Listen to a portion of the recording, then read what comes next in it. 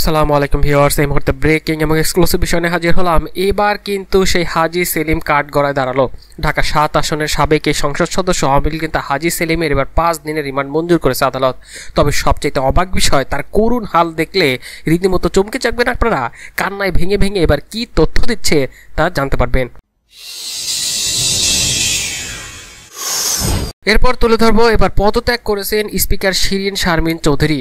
তাকে পদত্যাগে বাধ্য করা হয়েছে নাকি নিজে স্বেচ্ছায় পদত্যাগপত্র জমা দিয়েছে, তা নিয়ে থাকছে বিস্তারিত। এবং সবশেষে আপনাদের মাঝে তুলে ধরবো, এবার ভিপি নুরুল হক নূর কিন্তু প্রতীক সহ নিবন্ধন পেলেন। তার প্রতীক এবং তার মার্কা কি সে বিষয় নিয়ে বিস্তারিত। সেই সাথে এবার বিএনপি নেতা সালাউদ্দিন তিনি দুঃখ প্রকাশ করেছেন এস আলমের গাড়িতে চড়ে। এই বিষয় নিয়ে আরও তিনি কি তথ্য দিয়েছেন, ভিডিওর শেষ অংশে এই আকর্ষণীয় বিষয়গুলো জানতে পারবেন। এতক্ষণ শুনছিলেন শিরোনাম, এবার বিস্তারিত। এবার কাঠগড়ায় হাওমাও করে হাজী সেলিমের কান্না ধরতেই পারছে না। এবার আরও কি কি বিষয় উঠে আসলো এই হাজী সেলিমকে নিয়ে তা জানতে পারবেন। তাকে কোন মামলায় গ্রেপ্তার করা হইল, চলুন সে বিষয় নিয়ে এক্সক্লুসিভ কিছু তথ্য আপনাদের মাঝে তুলে ধরি। রাজধানীর আইডিয়াল কলেজের ছাত্র খালিদ হাসান সাইফুল্লাহ হত্যা মামলা ঢাকা ৭ আসনের সাবেক এই সংসদ সদস্য হাজী মোহাম্মদ সেলিমের ৫ দিনের রিমান্ড মঞ্জুর করেছে আদালত। এ সময় কান্না ভেঙে পড়েন এই সংসদ সদস্য। ২রা সেপ্টেম্বর ঢাকার মেট্রোপলিটন ম্যাজিস্ট্রেট আখতারুজ্জামান শুনানির পর তার রিমান্ড মঞ্জুর করেন। জানা গেছে এদিন কাঠগড়ায় তোলার পর হাউমাউ করে কাঁদতে থাকেন এই হাজী মোহাম্মদ সেলিম। হলফনামায় সই নিতে চাইলে তিনি সেখানে স্বাক্ষর করতে পারেননি। পরে তার টিপস নিয়ে আদালতে তার পক্ষে হলফনামা দাখিল করেন আইনজীবী প্রাণ গোপালনাথ। এদিকে আরও বিষয় উঠে এসেছে। তাকে আদালতে হাজির করে মামলার সুষ্ঠু তদন্তের জন্য তাকে ১০ দিনের রিমান্ডে নিতে আবেদন করেন তদন্ত কর্মকর্তা। শুনানি শেষে আদালত তার ৫ দিনের রিমান্ড মঞ্জুর করেন। গত ১৮ জুলাই বৈষম্য বিরোধী ছাত্র আন্দোলনের সময় লালবাগে আজিমপুর সরকারি আবাসিক এলাকায় আইডিয়াল কলেজের প্রথম বর্ষের ছাত্র খালিদ হাসান সাইফুল্লাহর গুলিবিদ্ধ হয়ে মারা যান। এই ঘটনায় তার বাবা কামরুল হাসান ১৯ আগস্ট লালবাগ থানায় হত্যা মামলা দায়ের করে। মামলায় সাবেক প্রধানমন্ত্রী শেখ হাসিনা সহ ৫২ জনকে আসামি করে এই মামলাটি করা হয়। এই মামলায় ১ সেপ্টেম্বর রাতে রাজধানীর বাংশাল থানা এলাকা থেকে হাজী সেলিমকে গ্রেপ্তার করা হয়। এর আগে রোববার রাতে রাজধানীর বাংশাল থানা এলাকা থেকে তাকে গ্রেপ্তার করা হয়। পরে সাইফুল্লাহ হত্যার অভিযোগে লালবাগ থানার মামলার ঢাকা ৭ আসনের সাবেক সংসদ সদস্য হাজী মোহাম্মদ সেলিমকে ১০ দিনের রিমান্ড নিতে আবেদন করা হয়। লালবাগের আজিমপুর সরকারি আবাসিক এলাকার আইডিয়াল কলেজের প্রথম বর্ষের ছাত্র খালিদ হাসান সাইফুল্লাহ গুলিবিদ্ধ হয়ে মারা যায়। এই ঘটনায় তার বাবা মামলা করলে তার মামলায় মূলত তাকে গ্রেফতার করে এখন কাঠগড়ায় নেওয়া হয়েছে। তবে একটা জিনিস ভাবা যায়, তার যে এমন পরিণত হবে সেটা কেউ ভেবেছে? এ থেকে বোঝা যায় বা এ থেকে প্রমাণিত ক্ষমতা চিরস্থায়ী নয়, একদিন আপনাকে এই ক্ষমতা ছাড়তে হবে। কিন্তু অনেক নাটকীয়তার পর পদত্যাগ করলেন স্পিকার শিরিন শারমিন চৌধুরী। প্রায় এক যুগের মতো হয়ে গেছে তার এই পদটি। শিরিন শারমিন চৌধুরী জাতীয় সংসদের স্পিকার পদ থেকে পদত্যাগ করেছেন।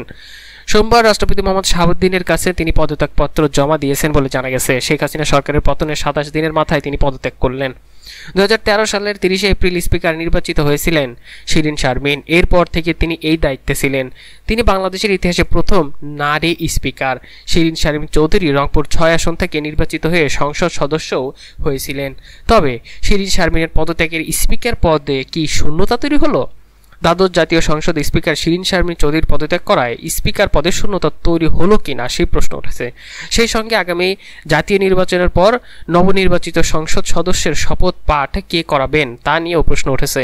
স্পিকার শিরিন শারমিন চৌধুরী সোমবার রাষ্ট্রপতি শাহাবুদ্দিনের কাছে পদত্যাগপত্র জমা দেওয়ার পর এসব প্রশ্ন এখন উঠে আসছে। বাংলাদেশের সংবিধান বলছে, পদত্যাগ করলেও নতুন স্পিকার দায়িত্ব নেওয়ার আগ পর্যন্ত শিরিন শারমিন চৌধুরীর পদে থাকছেন বলে গণ্য হবে। অর্থাৎ ত্রয়োদশ সংসদের নির্বাচিত স্পিকার দায়িত্ব না নেওয়া পর্যন্ত শিরিন শারমিনও স্পিকার হিসেবে গণ্য হবেন। তিনি নতুন সংসদের সদস্যদের শপথ পড়াবেন। সংবিধানের ৭৪ অনুচ্ছেদে স্পিকার বা ডেপুটি স্পিকারের পদ কিভাবে শূন্য হবে সে বিধানও বলা আছে। সেখানে সংসদ সদস্য পদ না থাকা, পদত্যাগ করা সহ ৫টি কারণে স্পিকারের পদ শূন্য হবে বলে বলা আছে।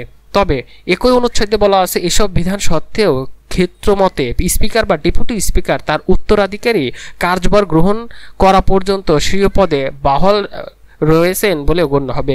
বাংলাদেশের সংসদীয় গণতন্ত্রের রাষ্ট্রীয় তৃতীয় সর্বোচ্চ পদ জাতীয় স্পিকারের পদটি।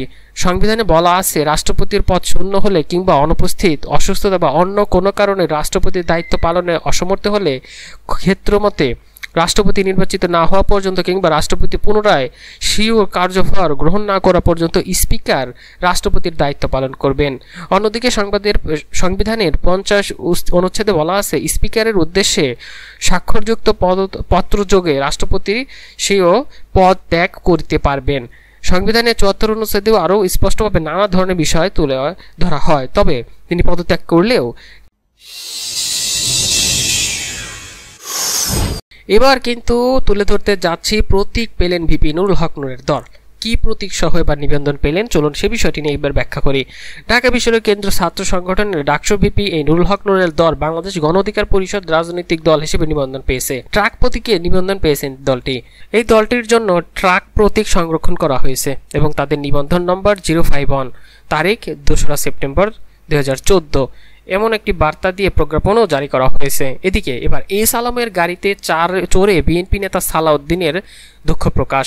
এস আলমের গাড়িতে ব্যাপক শোডাউন দিয়েছিলেন বিএনপি নেতা এই সালাউদ্দিন, যা মুহূর্তে রীতিমতো ভাইরাল। এবং এস আলমের গাড়িটা কিভাবে বিএনপি নেতাদের কাছে গেল এবং তারা কিভাবে এই গাড়িটা পেল, সে নিয়েও কিন্তু ব্যাপক বিতর্কের ধ্রুমজাল সৃষ্টি হয়েছে। এই সালাউদ্দিন তিনি কেন এই বিএনপির নেতা হয়েও এই এস আলমের গাড়িতে উঠলেন, এমন প্রশ্ন কিন্তু থেকেই যায়। তবে সে সকল প্রশ্নের জবাব দিয়ে তিনি দুঃখ প্রকাশ করেছেন, কারণ তিনি জানতেন না এটা এস আলমের গাড়ি। কেন জানতেন না, এর জবাবও চেয়েছে কিন্তু এবার সাধারণ জনগণ। এস আলমের গ্রুপের গাড়িতে চড়ে সংবর্ধনা নেয় বিএনপির স্থায়ী কমিটির সদস্য সালাউদ্দিন আহমেদকে ঘিরে বিতর্ক সৃষ্টি হয়েছে। এই বিতর্কের অবসান ঘটাতে তিনি সংবাদ সম্মেলন করে দুঃখ প্রকাশও করেছেন। সোমবার দুপুরে সালাউদ্দিন আহমেদের গুলশানের বাসভবনে সাংবাদিকদের সালাউদ্দিন আহমেদ জানা ছিল না এটা এস আলমের গাড়ি, চেক করার সুযোগও ছিল না। এই খবরের বিভ্রান্তও ছড়িয়েছে। তারপরে আমার অনিচ্ছাকৃত ভুলের জন্য দুঃখ প্রকাশ করছি। এস আলম গ্রুপ সহ শেখ হাসিনা সরকারের অন্যায় অপকর্মের সাথে জড়িত যারা রয়েছে তাদের কর্মকাণ্ড প্রকাশ করার আহ্বান জানান এই সালাউদ্দিন। একের পর এক নানা বিষয় উঠে আসছে, তবে সালাউদ্দিন কেন এই গাড়িতে উঠলেন সেই প্রশ্ন বড় কথা নয়। বড় কথা হলো তাকে কারা এই গাড়িটা এনে দিল এবং কিভাবে তাদের কাছে এই গাড়িটা আসলো। এই দিয়ে কিন্তু ব্যাপক ধর্মজাল চলেছে। তাহলে কি লুটপাট এবং অনেক অনিয়মের সাথে জড়িত হয়ে গেছে এবার বিএনপি? এমন প্রশ্ন ঘুরপাক খাচ্ছে নানা মহলে। সামাজিক যোগাযোগ মাধ্যমে নেটিজেনরা এবার মন্তব্য করা শুরু করেছে বিভিন্নভাবে। দীর্ঘ 15টি বছর আওয়ামী লীগ খেয়ে গেছে, ক্ষুধায় ভার হয়ে গেছে বিএনপির। তাহলে বিএনপি এই 15 বছর যে ক্ষুধায় আছে সে ক্ষুধা নিবারণের জন্য আবারও ক্ষমতা এসে তারা একই কাণ্ড ঘটাবে, এভাবেই কিন্তু তারা এবার কমেন্টে লিখছে বা তারা বলছে। তাহলে কি সেইটাই পুনরাবৃত্তি হবে?